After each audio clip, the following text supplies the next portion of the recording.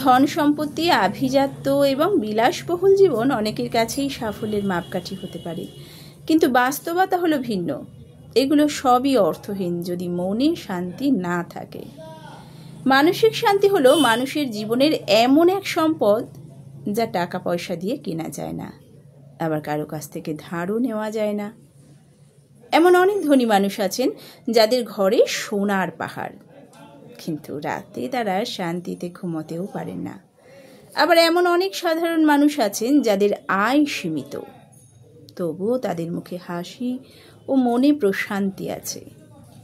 কারণ মানসিক শান্তি আসে সুস্থ সম্পর্ক, সৎ জীবন ও সঠিক সিদ্ধান্ত গ্রহণের ক্ষমতা থেকে।